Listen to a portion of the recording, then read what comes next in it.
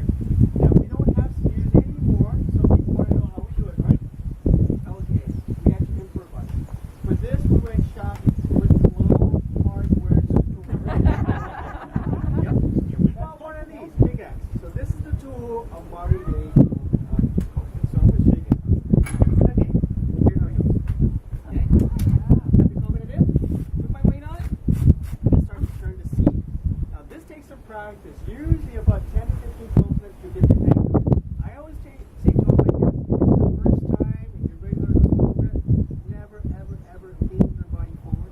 That's not a good idea. Because there's something right here, yeah, it's going to spear you, so make sure you just take your body and just lean away from the seed backwards. Because if you were to fall down, you might get a little bump and bruise, but nothing to very get close to your stomach moment. So watch now the sharp object. Now for the coconut, the husk, which I'm removing right now, this is that part that Hawaiian people, we valued a lot. Because back in those days, what we made from this is rope. Coconut's rope. So let me go ahead and pass a couple of pieces up.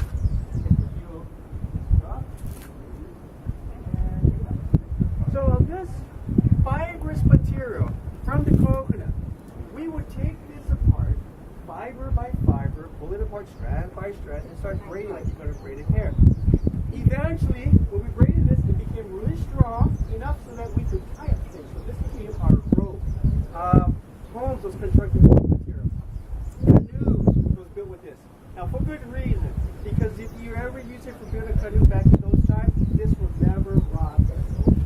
So it's very seaworthy, and because it was so good for the ocean, we basically thought of an idea, how about we use it to catch your fish?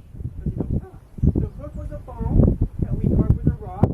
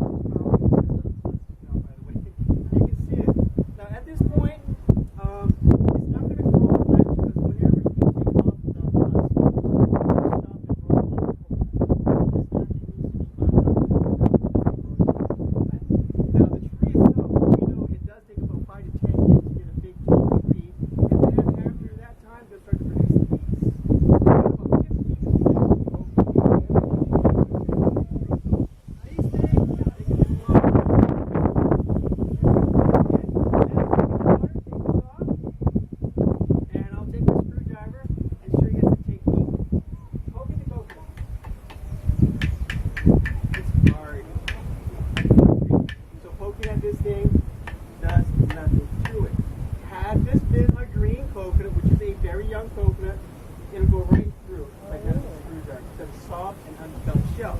Now something else. If you put the it's as hard as stone. It does nothing to it.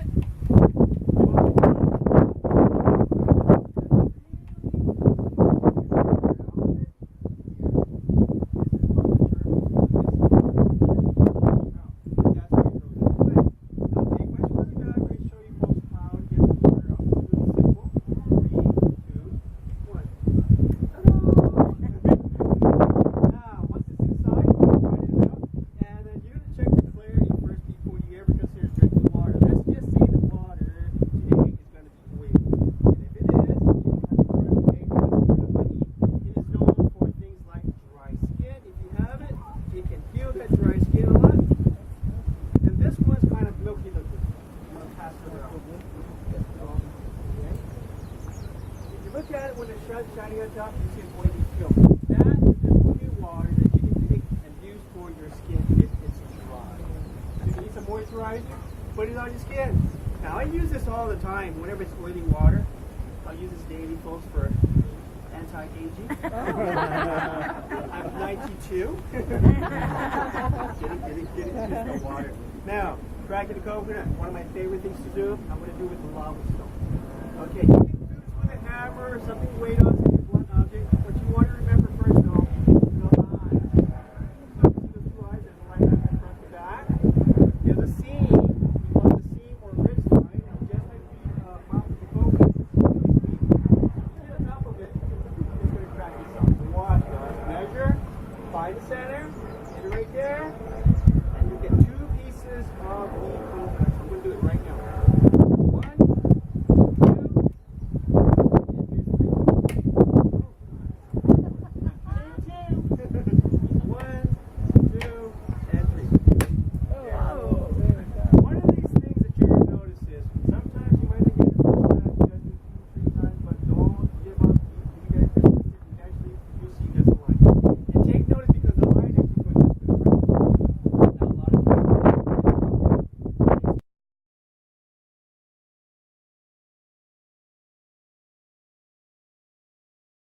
Would kill it.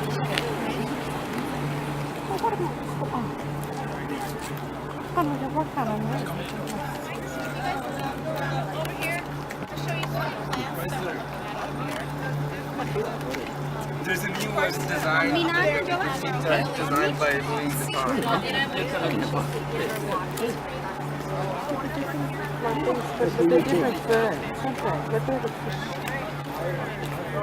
Stepped on one of the ferns thinking that there was ground there, and he fell right into one of these steam vent cracks, and he fell down 30 feet. He held on the whole way. He was a 15-year-old boy, so he was a bigger boy, but he did hit the bottom there. And the trade winds were blowing at our backs here pretty strong. It pushed all that hot ash and spatter over to the other side there. That's a cinder cone or cinder mound. You may have heard of that term before. Normally what happens is when the lava is fountaining like that, the hot ash and spatter will just kind of fall right around where it's erupting. Other side, because the trades were so strong, it was blowing it all in that direction. They've named that cinder cone. It's called Pu'u Hawaii. In Hawaiian language, Pu'u is in it. The lava tomb. Echo. Dripping. Yeah. Oh, I'm here, thank you. You can get a picture. Yeah.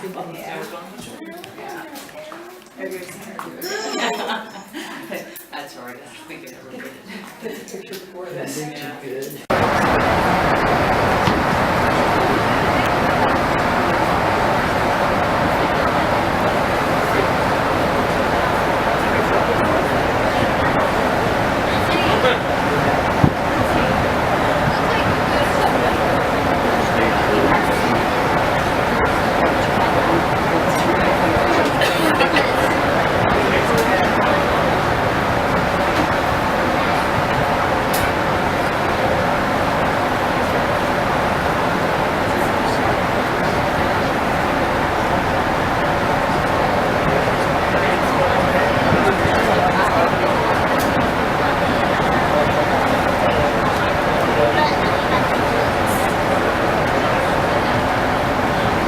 traditional in Hawaiian culture to offer an oli, or pule, prayer or chant, to the volcano goddess Pele. I will share it with you in Hawaiian, then translate it for you into English. Eo mau ki ai mai ka po, e nana ia mai ka hale o ka ko. Mai luna alano, mai kahiki, mai kahikina a komohana, mai kahuka a hekai. Mai loko alaho, kia ia no malamakia, e pale aku I ka ho'opilikia, ara I koka konohana. My guardians from remote antiquity, watch over our home from top to bottom, watch over and protect it. Lord of all the nature of our life here, the prayer is free. Now in the beginning there was only the darkness and infinite black nothingness. And in that darkness was created the womb of the earth mother, whom the ancients knew as Maka. Light was created, the light of the Sky Father, Vakea. In their embrace, male light penetrated female darkness, and from this union of opposites, life began. From only in sunlight can there be life, all of which must be fathered by light and mothered in the darkness of the womb, the soul. The great gods were then born. Kona, the creator, was the first, father of the universe and all that lives therein.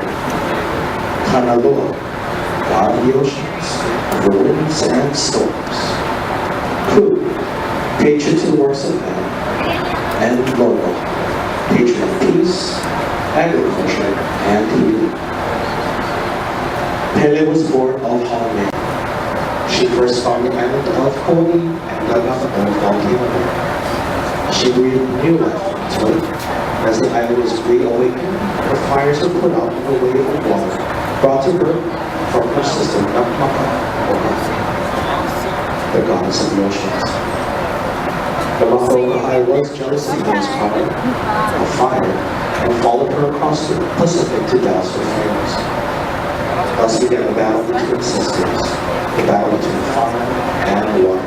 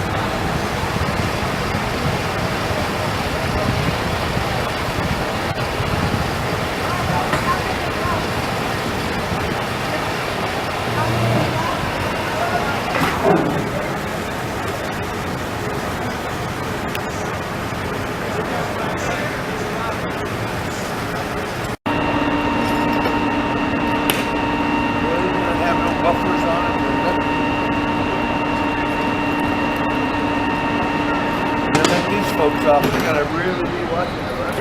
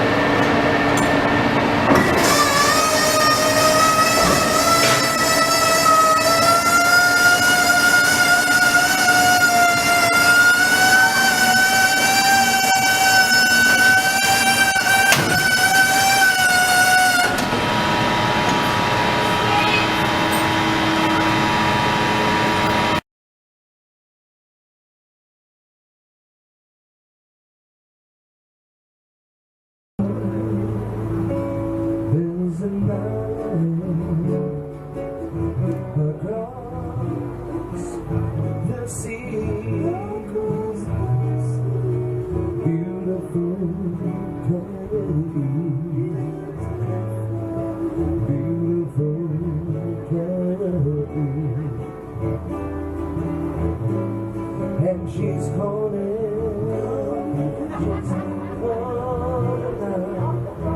to me.